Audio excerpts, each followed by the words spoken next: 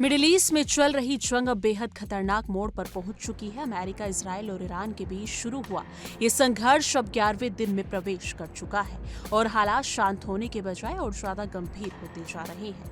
एक तरफ अमेरिका और इजराइल है और दूसरी तरफ ईरान खुलकर मुकाबले में उतर आया है। ईरान ने साफ शब्दों में कह दिया है कि वो किसी भी हालत में सीजफायर नहीं चाहता है।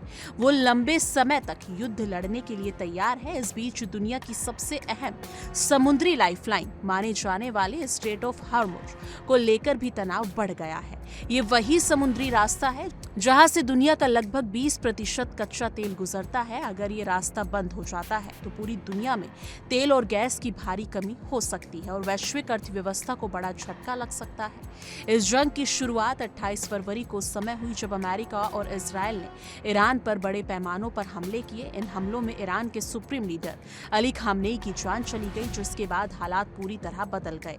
ईरान ने इस हमले को सीधे सीधे युद्ध की घोषणा मानते हुए जवाबी कार्रवाई शुरू कर दी। मिसाइल हमले, ड्रोन स्ट्राइक और एयर स्ट्राइक लगातार हो रहे हैं। देखते ही देखते ये जंग सिर्फ ईरान और इजराइल के बीच सीमित नहीं रही बल्कि पूरे मिडिल ईस्ट में फैलने लगी। कई खाड़ी देशों तक इसकी आंच पहुंच चुकी है और क्षेत्र में अस्थिरता तेजी से बढ़ रही है।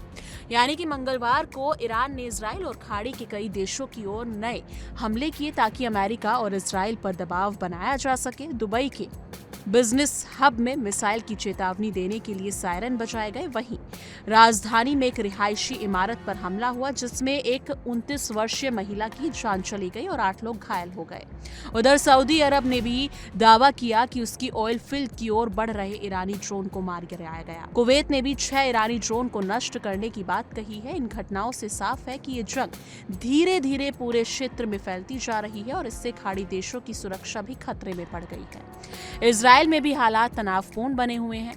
यानी कि अगर देखा जाए तो कई इलाकों में धमाकों की आवाज सुनाई गई है। इजरायली सेना ने दक्षिणी लेबनान में रहने वाले लोगों से अपने घर खाली करने की अपील की है क्योंकि सेना वहां मौजूद हिजबुल्लाह के ठिकानों के खिलाफ बड़ा सैन्य अभियान चलाने की तैयारी कर रही है। इजराइल का कहना है कि वो तब तक अपने हमले जारी रखेगा जब तक उसे पूरी तरह सुरक्षा का भरोसा नहीं मिल सकता। दूसरी ओर ईरान की संसद के स्पीकर मोहम्मद बाघेर कलीबाफ ने कहा है कि उनका देश सीजफायर नहीं चाहता और उनका मानना है कि हमलावर को ऐसा जवाब दिया जाना चाहिए जिससे वो दोबारा हमला करने की हिम्मत ना कर सके।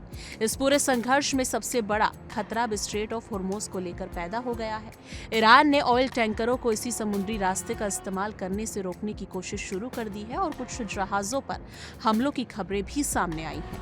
अंतर्राष्ट्रीय समुद्री संगठनों के मुताबिक इन हमलों में कई नाविकों की जान चली गई है। अगर ये रास्ता बंद होता है तो दुनिया भर में तेल की सप्लाई पर भी गंभीर असर पड़ेगा। इसका असर अभी से दिखाई देने लगा है। जंग शुरू होने के बाद कच्चे तेल की कीमतों में जबरदस्त उछाल आया, यानी कि क्रूड की कीमतें $120 प्रति बैरल तक पहुंच गई हैं। हालांकि बाद में ये गिरकर लगभग $90 के आसपास पहुंच गई है। फिर भी जंग शुरू होने के बाद से कीमतों में करीब 24% की बढ़ोतरी दर्ज की गई है। अगर तनाव और बढ़ता है तो पेट्रोल और डीजल जेट फ्यूल की कीमतों में भी तेजी से उछाल आ सकता है, लेकिन ये देखना काफी दिलचस्प होगा। वहीं पर इसी बीच पूरे संकट में रूस की एंट्री भी हो गई है। रूस के राष्ट्रपति पुतिन ने सोमवार देर रात अमेरिकी राष्ट्रपति डोनाल्ड ट्रंप से फोन पर करीब 1 घंटे तक बातचीत की। दोनों नेताओं के बीच रूस यूक्रेन युद्ध के साथ साथ मिडिल ईस्ट की मौजूदा स्थिति पर भी चर्चा हुई। इसके बाद पुतिन ने ईरान के राष्ट्रपति से भी फोन पर बात की और तनाव कम करने के लिए राजनीतिक समाधान तलाशने की अपील की।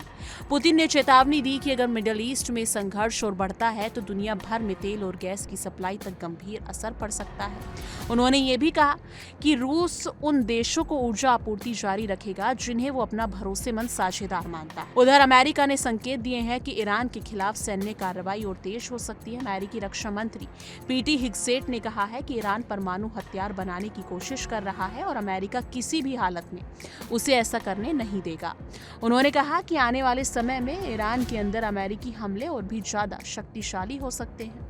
इस बयान से ये साफ हो गया कि फिलहाल इस जंग के जल्दी खत्म होने की उम्मीद बहुत कम है और दुनिया की निगाहें अब मिडिल ईस्ट में होने वाली अगली बड़ी कार्रवाई पर टिकी हुई हैं।